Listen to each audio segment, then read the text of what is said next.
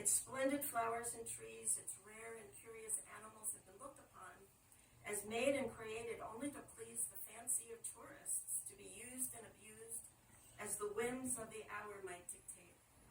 Thousands of idle loungers pour down here every year, people without a home or landed interest in the state, and whose only object seems to be to amuse themselves while in it without the least consideration of the future results to the country. And she goes on to say that it seems like everybody, all the men that come down here just want to shoot pigs. And the bird populations were really having trouble, so she wrote a lot about that. She was a naturalist and an environmentalist. They said that she mostly sat on her deck or sauntered around wrapped in a blanket and wrapped it up in the silence of her private world. And it wasn't going unnoticed. She wasn't just walking around in a gaze. She was paying acute attention to the flowers and the trees and the insects, and she wrote a lot about them. One of the other things that she did was she was responsible for having a church built right across the street from her house. So she's on the St. John's River, which at the point where she lived on it, it was 5 miles wide.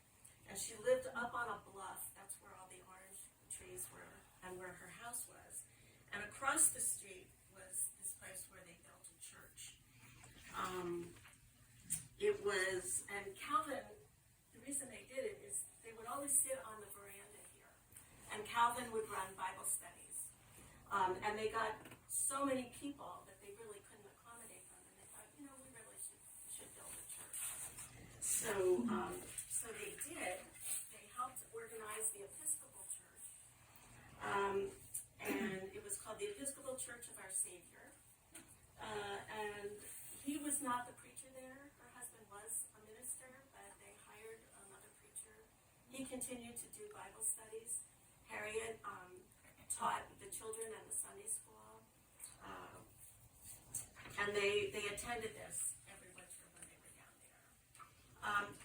And the church, you can see it here up on the left-hand side. The bottom picture shows one of those big, beautiful live oak trees that her place was so famous for. During Hurricane Dora in 1964, I think, this tree came right down on the church. So the church had to be rebuilt, but it is still there. Her house, on the other hand, is no longer there, and now if you go to Mandarin, you'll see this little historical marker about it. But she was always a very religious person, and I'm going to read just this very short thing. She rewrote Psalm 19, which is the one that says, "The heavens declare the glory of God." But she started writing everything in terms of nature. She had come from a very strict Calvinist upbringing when she was a child. And she and her brothers and sisters kind of got away from that very fierce God and became Congregationalists. They saw a much more loving God. Then she became an Episcopal. And towards the end, she just saw God in all of nature. And so she rewrites Psalm 19 to say nature, the flowers, the butterflies, the trees, the orange blossoms all declare the glory of God. They proclaim the work of his hands. Day after day they pour forth speech. Day after day they reveal knowledge. They have no speech, they use not words. No sound is heard from them, yet their voice goes out unto all the earth, and their words to the end of the earth. So there's a lot of nature writings that you can read from this period. The other thing that she did that was really remarkable and had a great impact was she started a school. And this was a school for black children and freed blacks. She worked towards the end with a woman who was very influential in Florida. Her name was Chloe Merrill Reed. And she was from Syracuse, New York. Her mother died when she was very young, and her father and 2 older brothers raised her. They believed in education for women, and so she got a great education, and she got exposed to a lot of famous people in her day. And so she had a very philanthropic spirit, and she came from money. So she went down to Florida and was the champion of building She attracted the attention of the governor at the time, and they ended up getting married, and there was a lot of corruption in politics back then, but her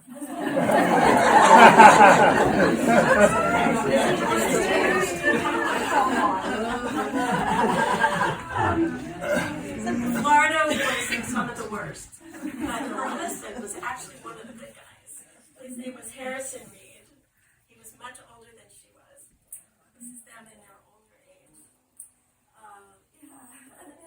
But she started a lot of schools and worked with Harriet. Harriet, I think, got introduced to her through Harriet's brother, who lived upstate a little bit, and was the commissioner of education, I think, for the governor. Anyway, she established many schools, and Harriet built one right across from the church. So everything was like in this one little area. Let's see. And so Harriet did not teach there, but she put on plays with her daughters. She read to the children. She always believed in reading out loud, not just reading books, but she felt that hearing the words were very important. And so now the school is now the Mandarin Community Center. And right down from it is a little historical park where just a few years ago, this bronze sculpture, there's a picture on the bottom of Harriet reading to some little black children that is in the garden there. But the school was started erected, and the money came from the Freedmen's Society, which was part of a U.S. government agency known as the Bureau of Refugees, Freedmen, and Abandoned Lands, but simply called the Freedmen's Bureau. And so this school started in 1865, and many schools were built right around that time. So I'm going to finish up by just reading something that she wrote, that Harriet wrote, from a series of stories that were collected into a book called Summer Studies. And it goes like this. Why should thou study in the month of June the dusty books of Greek and Hebrew lore, when the great teacher of all glorious things passes in hourly light before thy door? There is a brighter book unrolling now, fair are its leaves, as is the tree of heaven, all veined and dewed and gemmed with wondrous signs to which a healing mystic power is given. Soar with bird, flutter with the leaf, dance with the seeded grass in fringy play.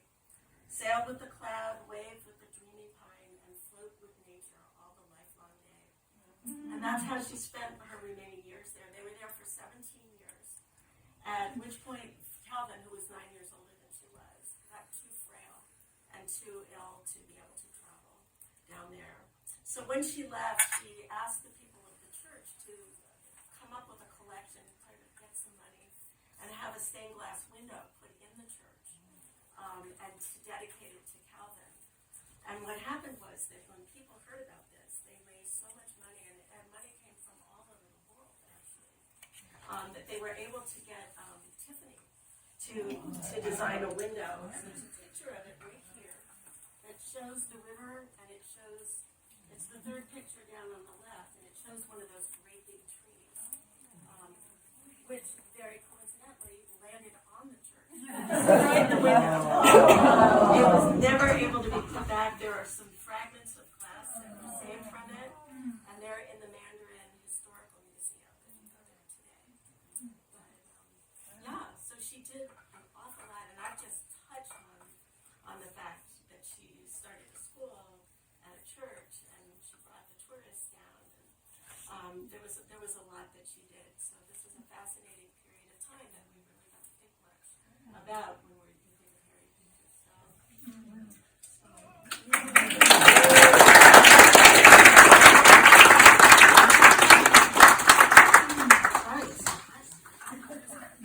Who was this married the governor of Florida? A woman named Chloe Merrill Reed. Yeah. And she was an educator, and she was very persuasive. She was really so she would go around talking about these schools, and she'd get a lot of people to donate. So they were popping up everywhere. Was it, talked at all about the management of the Orange Grove and how many staff they had and Don't managing the know. person who actually managed it for her, the Yeah. operations of it? I was not able to get any information on that. She did hire former slaves, and this was one of her purposes for getting an Orange Grove, because she wanted to give them good work to do, and then she had the school, so it wasn't just children that went to this school. Any black people could go there and learn to read and write. You didn't identify that picture, Okay, so now, where her house used to be, there's this marker, but there's also a pavilion, because it's the community, the school is now the community center of Mandarin. So they have a lot of things going on that most community centers do, but they built, a few years ago, they built a pavilion, and they tried to mimic the style of the roof and the trim, and they built this pavilion so you can have picnics there. Was Frederick her child, and did she give birth to Frederick, or was it Calvin's from the previous marriage? No. Calvin didn't have any children from a previous marriage.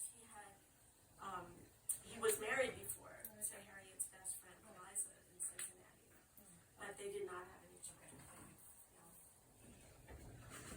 So, since apparently I like to ask you questions that we didn't discuss beforehand that I think of, like the gingerbread house one, I thought of one. I'll give you one that it will be a teaser, so people will want to come back. And then I'll give you one that I know you can answer. Well, it just occurred to me, I'm wondering the history of the town of Mandarin and Mandarin oranges, which pertains to China, and the history of how Mandarin oranges in China, like just what those connections were. Very good one. But the other one, which I know you can answer, you mentioned, and I just don't know how many people know about this, you mentioned Mark Twain and Emily Dickinson, and I didn't realize that was sort of like a whole cabal of them in some, not quite as, upstanding as we might think in all regards. There was intrigue, right? And just maybe a teaser, because There was a lot of intrigue going on, and there were quite a few of them, more than just the ones that I read off the cover of the book. Martin Johnson Heed, there was an astronomer, I can't think of his name, he was an astronomy professor from Amherst College, and there were women artists who it was very interesting, it was kind of juicy, and the story gets into it. But Emily Dickinson was part of that, and her brother Austin was part of the intrigue. And am I right? And Harriet's mansion and Mark Twain's were right near each other? Yes, well, actually, she's neighbors right now, so she ended up selling that house, and the big one, it's called Oakhole, and I want to research on it and tell you about it at some point. That is no longer standing, it's a parking lot. She bought a smaller little cottagey house that looks more like this style, and that's where she lived until she died with her daughters, and Mark Twain's house was right next door to that. So if you go and visit, you can go through the museum, Harriet's museum, and you can get a double ticket so that you can also go to the Mark Twain house too. Yeah. Are they open all year long? Those museum houses, are they open? Yes, so the one in Harvard is very active. They have fabulous things, including salons that you can be part of online. I'll be going down there in a couple weeks. I've been to that one. I have not been to the one in Cincinnati where she lived before she came here, but I'm being flown out in May to speak out there and tell them what she did after she left. So when I come back, I'll tell you all about what it was like in Cincinnati. Yeah, I will.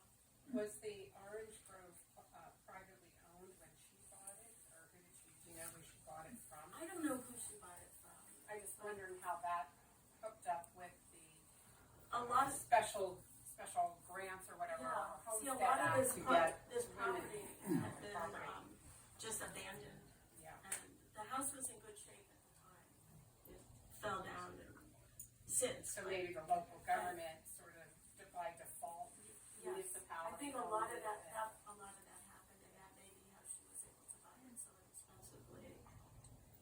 So it was already called Mandarin when she went there, or was it retroactively named that? No, it was called that at the time. So the grove she bought already had that kind of orange in it. Yes. She didn't start the grove, it was. No, no, it was a going concern when she bought it, but needed some work. Could women own properties back then? They could, yes. But it wasn't common because they usually didn't have the money, you know, they didn't have control of their own finances like she did. Kathy, have you actually been to Mandarin? Have I? Yes. I haven't. And I You am talk as going if to. you've been there. I know. Well, I've read a lot about it. It's up between Jacksonville and St. Augustine. Yeah. Yeah. Has anybody been there to? Have you seen? I haven't seen that. Yeah. Yeah. I'm going to Florida to visit my sister in April, but it's further south, so I may not get there. In your research, did you talk at all about the logistics of moving a whole family down there? I mean, it's a long way with cars, let alone horse and buggy. Yeah. How are they out there? I think it was strange, but it was an arduous trip for older people. I think he was 89 or something when they finished going there, and he just couldn't take it anymore. She never went back after they stopped going together. Do you think the reason there's a lot of literary in that area is because the railroad basically stopped kind of in the Jacksonville, St. Augustine, Flagler? Yes. So Flagler was a little bit later. The big Flagler hotels, but that's talked about in the book about the hummingbirds, about his hotels and the artists that flocked there.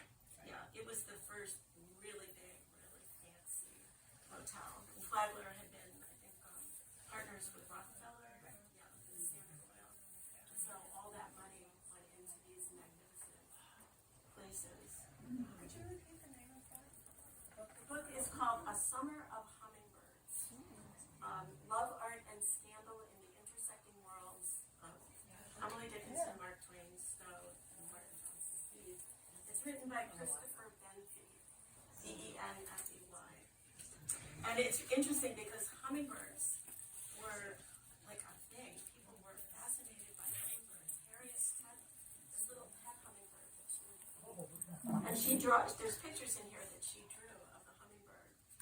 Martin Johnson Heath was a painter, and he went down to Central America to paint them. And his paintings are as good as ours. I mean, or even better. And they were all about hummingbirds. And everybody in this book had some intersection with hummingbirds. So did those authors that you just read on the front of the book, were they down in Mandarin or were they No. in Hartford? They weren't. Some of them did go to Florida. Like Martin Johnson Heath was down there. But I think Mark Twain did go to Florida. But they met in the Amherst, Massachusetts area.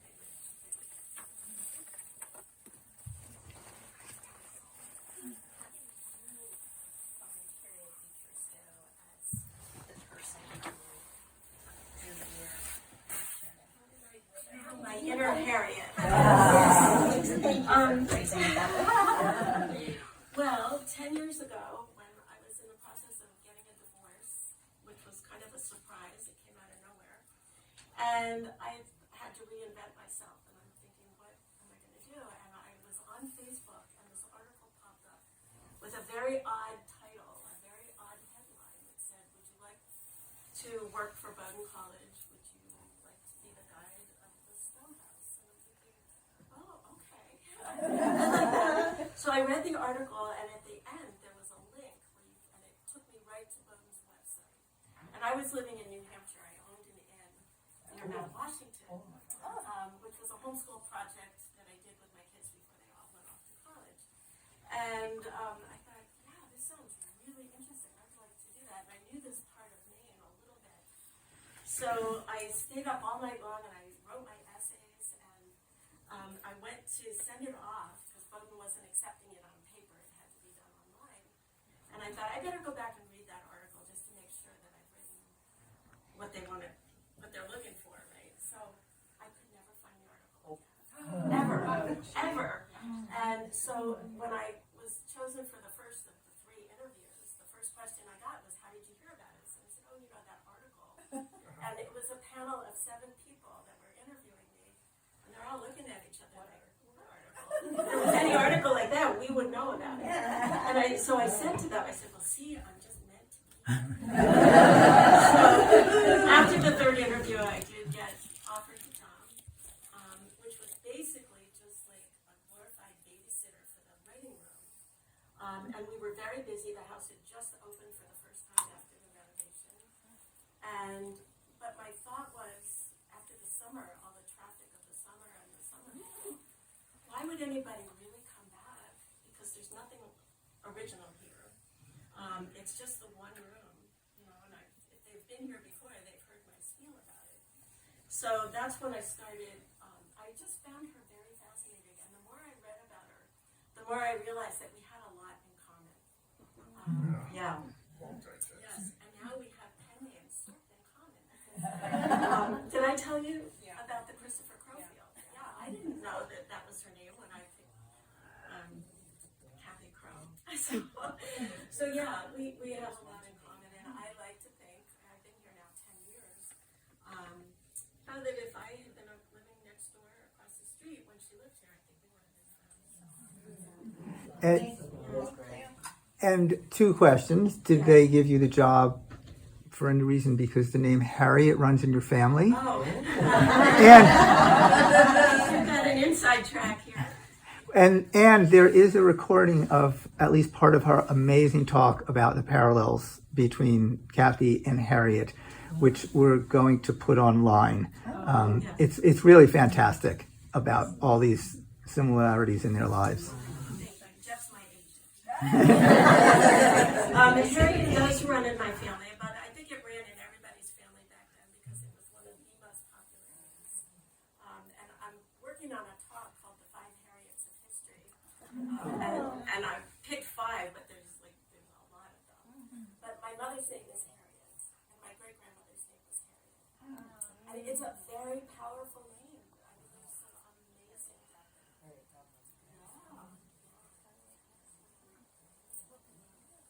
So Frederick was obviously a very, very sad story. What are, just briefly, the other children? Who are they? What do they There's do? a lot of sad stories here. So Henry died in Dartmouth, at the Brothers at Dartmouth.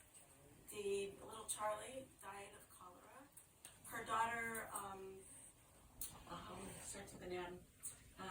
She died of morphine addiction. She was married to a pastor. She had a very difficult childbirth, and she was given morphine, and she never got off of it, and she died early. See, their oldest children were 2 twin daughters, Eliza and Hattie. They never married. They lived with their parents their whole life, and then after Calvin died, they lived with their mother in Hartford and did all the correspondence. And some of the letters you see are not in Harriet's handwriting. It's the daughters who wrote as if they were her. Yeah. I think that's everybody. So not one single happily married child. Yes. No. There are. Mariana, that's not her name, but it starts with an M. The one who had the baby in a difficult childbirth. He did get married when he grew up, and so there are descendants. And someone came in a few years ago and said they were a descendant.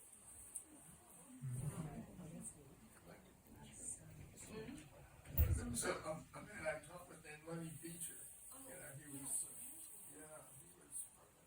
It was. Well, she came from a large family. She came from 7 children with her parents, and then her father remarried twice after that and had more children. So I think there were 13 in all. So it's a big New England name. Well, thank you very much. Thank you.